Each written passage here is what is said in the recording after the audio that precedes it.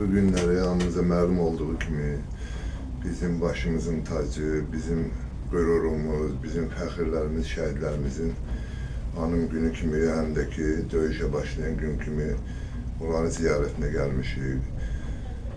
Şəhidlər barədə nə deyə bilərəm? Şəhidlər elədir ki, onlar barəsində danışıb qurtarmaq olmaz. Çünki 30 il işğalda olan torpaqlarımız məhz 2020-ci ildə Vətən müharibəsinin başlaması ilə bizim həmin şəhidlərimizin, bizim Ali Baş Komandanın və digər bizim qardaşlarımızın sayəsində işğaldan, düşmən işğalından azad olundu.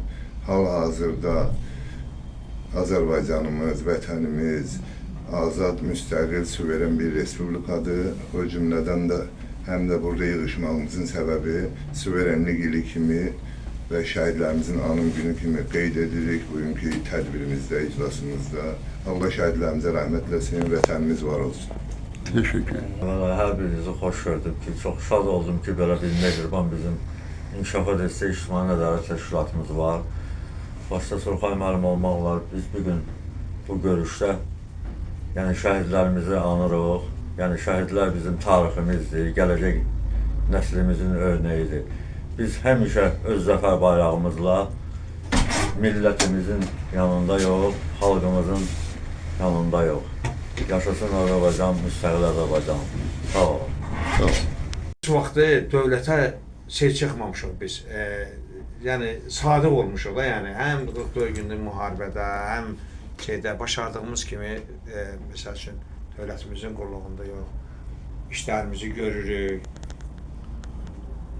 Negativ hallar olur cəmiyyətdə.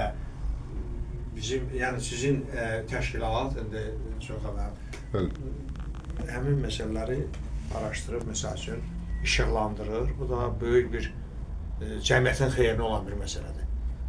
Biz həmişə dövlətimizin, dövlətçiliyimizi müdafiə edən, yəni onu dəyərləndirən bir insanlarıq.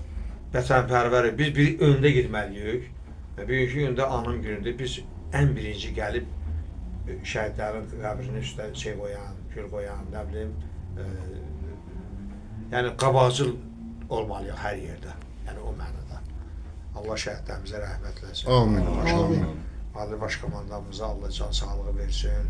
Amin. Ordumuzu Allah qorusun. Allah hər bir burada evdə, məsəl üçün, hər birinin qohumu müharibədə iştirak edib, şəhid olan var, qazilərə Allah can sağlığı versin.